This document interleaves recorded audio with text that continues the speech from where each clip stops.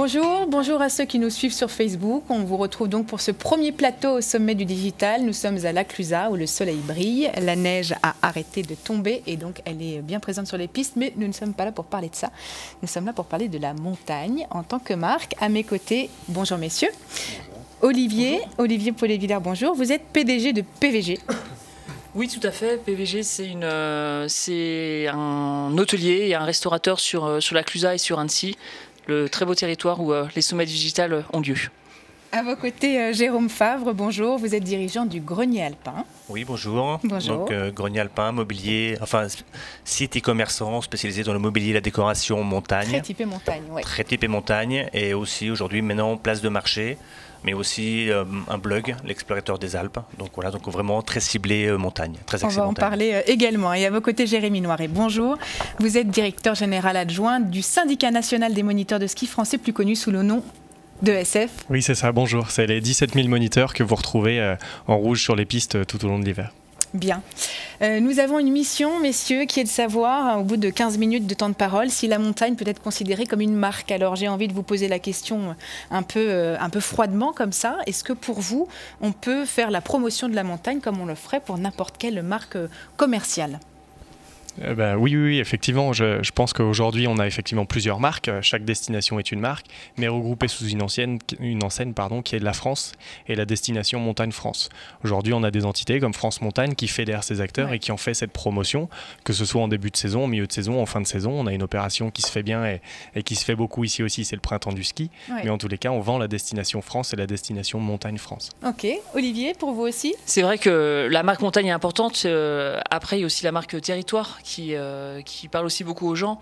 Nous, ici, sur la Clusaz, on a un territoire qui s'appelle Annecy, qui regroupe le territoire d'Annecy, le territoire de la Clusaz et du Grand Bornand. Et c'est important aussi que ces marques cohabitent avec la marque montagne pour justement aussi renforcer cette attractivité. Une marque ombrelle et qui héberge un certain nombre de marques. Je pense que c'est un peu la baseline aussi de temps en temps qu'on a sur certaines marques. Ça peut être aussi quelque chose comme ça qu'il faut revoir. Jérôme ? Oui, effectivement, je pense également que la montagne est une marque. Aujourd'hui, la montagne, ça reste quand même un domaine de plaisir. Aujourd'hui, on voit, quand on voit une journée comme aujourd'hui, avec la neige, la poudreuse, le soleil, vraiment, c'est vraiment magnifique. Ouais. Et pour moi, c'est vraiment une marque. Et aujourd'hui, effectivement, nous, on a décidé sur notre site internet, le mobilier décoration, vraiment d'être axé montagne, parce que là-dessus, il y a vraiment du potentiel. On sait qu'il y a des hébergements, on sait qu'il y a des choses à renouveler. Et puis la montagne est sans arrêt en train de se renouveler. Il y a plein de choses qui arrivent. Et voilà, donc pour moi, c'est vraiment une marque et on est vraiment attaché à la montagne. Une marque qui fait vendre pour vous ? Oui, une marque qui fait vendre, une marque aujourd'hui.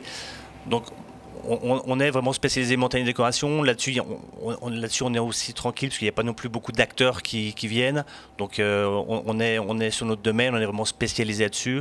Et vraiment, on est vraiment reconnu comme magasin spécialisé mobilier décoration. Une marque qui serait donc sous-exploitée s'il y a finalement assez peu d'acteurs qui sont sur ce segment ? Une marque, et aujourd'hui, mais les acteurs s'y intéressent. Mais s'y intéressent, mais c'est pas vraiment leur cœur de métier. Nous, c'est vraiment notre cœur de métier. On est vraiment spécialisé là-dessus. On est vraiment reconnu comme spécialiste.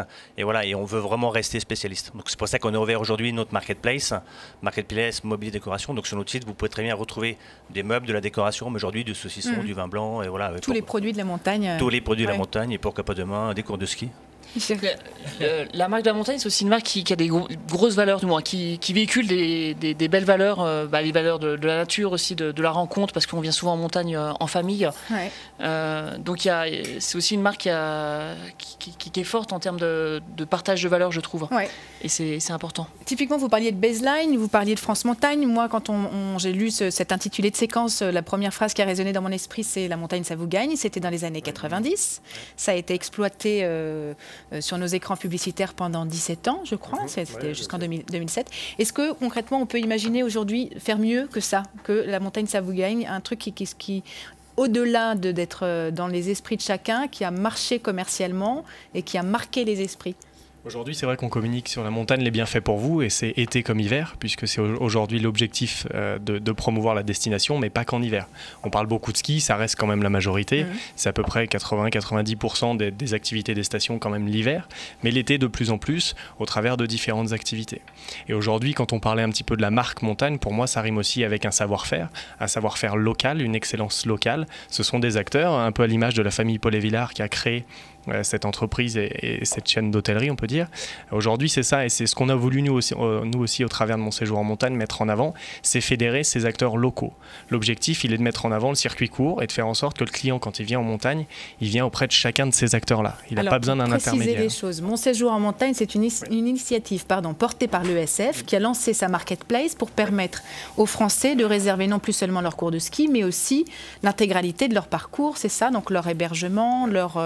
C'est exactement ça. Et dans l'idée, c'est de ne pas être un intermédiaire. L'objectif pour nous, elle n'est pas financière, elle n'est pas là pour cannibaliser la relation entre le client et l'hébergeur ou le restaurateur ou autre. L'objectif, il est de fédérer ces acteurs et de faire en sorte que quelqu'un qui est dans le train pour venir de Paris, par exemple, ou de Lyon ou ailleurs, il est sur son site internet, Mon Séjour en Montagne, il réserve effectivement cours, forfait, hébergement, matériel de ski. Ça, c'est pour la première brique. On rajoute la SNCF à partir de l'été prochain, les transports, et puis les activités été. Mais en réservant directement sur cette place de marché, l'internaute finalement passe un contrat avec chacun de ces acteurs-là. Nous, on facilite au travers d'un paiement unique. Transformation digitale aussi, effectivement, un peu voilà, de la montagne. c'est chacun des acteurs qui va gérer derrière son fichier client, son client du coup. Vous parliez des acteurs, justement, avec quel œil vous avez vu cette initiative? C'est une très bonne initiative. En plus, le client, quand il arrive chez nous, il a envie d'être accompagné. Il a envie d'avoir son forfait ou ses skis, on va dire, dans sa chambre d'hôtel presque.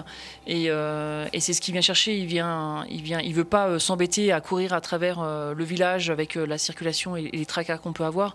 Il faut qu'il ait du tout compris, mais pas du tout compris. Il faut que ce soit du tout compris qu'il réalise lui et pas qu'on lui impose à travers du tout choisi. Du tout compris, tout choisi. Exactement, du tout compris, tout choisi. Et ça, je pense que c'est ce qui fera, c'est ce que le digital en tout cas va nous aider à réaliser pour offrir une expérience à ce client. C'est ce qu'on appelle du packaging dynamique. C'est-à-dire que c'est lui qui va composer son propre panier et derrière, une fois qu'il a choisi son séjour, il va pouvoir le transformer et le réaliser. Jérôme, vous le disiez, vous avez lancé vous-même une marketplace, le Grenier Alpin, il y a maintenant 1 an. Quel est le premier bilan? Est-ce que c'est simple? Comment est-ce qu'on existe par rapport à des acteurs qui ont des marketplaces qui, on le sait, dominent, écrasent un petit peu le marché? Alors effectivement, la marketplace a été lancée il y a 1 an. Techniquement, c'était assez compliqué. Parce que voilà, les systèmes d'information à mettre en place sont assez complexes.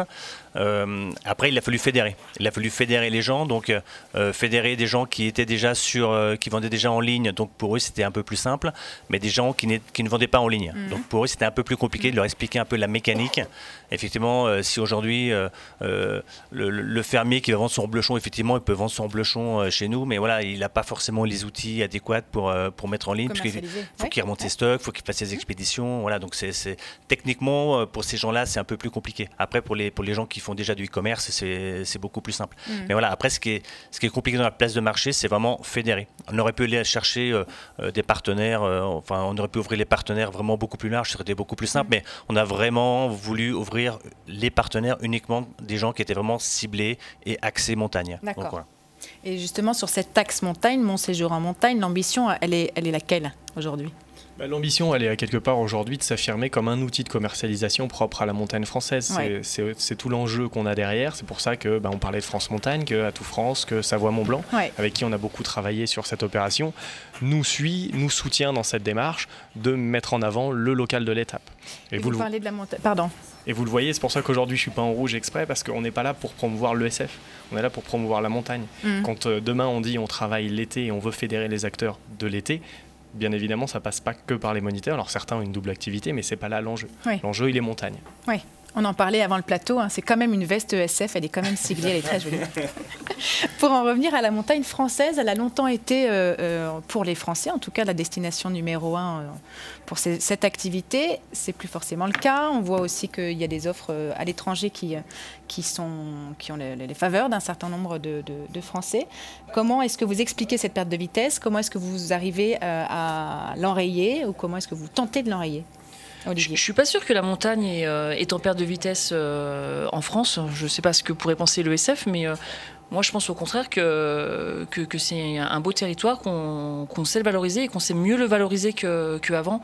Je pense qu'avant, la montagne avait une notion d'effort, de dur et de froid peut-être aussi. Et là maintenant, avec le vélo électrique l'été, avec le lac d'Annecy pour le territoire de la Clusaz et d'Annecy et ses environs, et les remontées mécaniques aussi qui ouvrent l'été, et ben on est sur une montagne plus douce. On est une montagne aussi plus sur le bien-être, sur la relaxation, le retour à soi et aux sources. Et je pense qu'avec ces nouveaux axes de communication qu'on est en train de développer, je ne suis pas sûre que la montagne perde autant de territoire que vous pouvez peut-être le dire. D'accord. Donc voilà, ça c'est mon ressenti. Concrètement, c'est plus qu'un ressenti, puisqu'il y avait pour moi deux données très antinomiques. Il y avait un article, on en a parlé aussi, de la Nouvelle République, qui dressait un portrait assez catastrophique de l'image de la montagne. Le titre était éloquent: la clientèle vieillit, les stations de ski proposent des offres peu souples, la neige est aléatoire, il est temps que les sites français se réinventent. Et la page d'après, il y avait donc PVG qui investit 100 millions d'euros dans des projets. Donc il y a 14 000 mètres carrés au Grand Bornand, un nouveau 4 étoiles à Annecy. Visiblement, vous avez assez foi dans ce business. Moi, j'ai complètement foi dans ce business. En plus, le territoire sur lequel on évolue, c'est un territoire qui mêle à la fois l'été et l'hiver, qui est aussi proche de grands hubs aéroportuaires. Et que ce soit le tourisme de familial ou le tourisme d'affaires, c'est des tourismes qui se portent bien. Et puis, je pense qu'on est dans une vie tellement active dans les grands centres urbains où on ne peut plus prendre le temps pour soi, que venir à la montagne, ça permet aussi de se poser et de souffler, quoi. Et je pense que c'est vraiment les valeurs qu'on doit développer, qu'on doit continuer de pousser sur l'axe montagne. Et donc c'est pour ça que pour moi, c'est pas un territoire en perte de vitesse, mais c'est plutôt un territoire qui est en train de reprendre une belle dynamique. Jérôme, vous avez l'impression que c'est une marque en souffrance, que c'est une marque qui est dans un moment dur de sa vie? Non, je pense pas. Je pense pas que ce soit un moment compliqué. Par contre, effectivement, je pense que la consommation a énormément changé à la montagne. Effectivement, je pense que c'est fini aujourd'hui les petits studios cabines de 20 mètres carrés avec un 4 dedans où on skiait le matin de 8h à 16h. Je pense que ça a énormément changé. Aujourd'hui, on vient plus à la montagne en famille pour se ressourcer, mais pas forcément pour faire du ski 8 heures par jour, mais pour découvrir, pour respirer, pour se balader. Voilà. Je pense que la consommation à la montagne a vraiment évolué, mais ça restera toujours très attractif. Effectivement, je pense que l'environnement, le bon air, l'esprit familial de la montagne, je pense que c'est des valeurs qu'on recherche aujourd'hui et qui sont en pleine expansion. Concrètement, votre marque se porte bien aujourd'hui? Oui, la marque se porte bien, on continue à se développer. Et on voit cette évolution, et forcément on n'a pas cette clientèle justement de 50-60 ans. Aujourd'hui, nous, la grosse tranche, c'est 35-45. Donc on voit aussi que ce sont des jeunes aujourd'hui qui reviennent à la montagne et qui achètent aujourd'hui du mobilier. Et donc nous, on s'adapte. Voilà. Donc on est capable de vendre du mobilier un peu plus rustique, mais aussi du mobilier aujourd'hui beaucoup plus jeune et habitable, parce que la consommation a changé, et le mobilier change et la décoration change aussi. Les 15-24, par contre, n'auraient pas la montagne dans leur radar, d'après une étude qui a été menée en octobre dernier par Poproc. C'est un état de fait que vous constatez? En fait, on a un constat aujourd'hui, c'est qu'avant, on avait beaucoup de classes de neige qui permettaient à toute une partie de la clientèle ou de la population de pouvoir accéder à la montagne, au ski, et de pouvoir faire ses premiers pas. Et derrière, on sait que ceux qui viennent, en principe, à plus de 70%, ils reviennent les années suivantes. C'est le premier pas. Donc on a en souffrance par rapport à ça, oui, clairement. Et là, il y a un sujet. Il y a un sujet qu'on porte au niveau du syndicat national avec les élus, les parlementaires, etc., pour aller réinciter l'éducation nationale à revenir faire des classes de neige. Donc là, oui, effectivement, il y a une souffrance. En revanche, on sait que les gens, quand ils viennent en station, derrière, ils prennent plaisir parce que des actions comme PVG, mais d'autres actions ont permis de professionnaliser un peu plus encore les stations, se réinventer. On a beaucoup d'autres activités qui se font. Il n'y a plus que le ski. Le ski reste le réservoir numéro 1, mais il y a d'autres activités. Nous, au niveau de l'ESF, on s'est aussi un petit peu réinventé avec des séjours courte durée, ce qui n'était pas le cas avant et ce qui est aujourd'hui une attente de la clientèle. Ils ne veulent plus forcément faire du 6 jours, mais des fois 2 jours de ski de rando, de hors-piste, de nordique. Voilà, c'est toute cette, cette initiation. Cette les initiation. Faire venir pour les faire revenir. Et montrer à l'image des festivaliers qui sont dans le train et qui viennent et reviennent pour la plupart d'entre eux année après année. C'est un bel Merci exemple. à tous les trois, messieurs. Bonne journée, bon ski. Merci à vous. Merci. Merci. On se retrouve sur le live à 14h45 pour notre prochain plateau. Bon voyage à ceux qui sont dans le train et à bientôt pour les autres.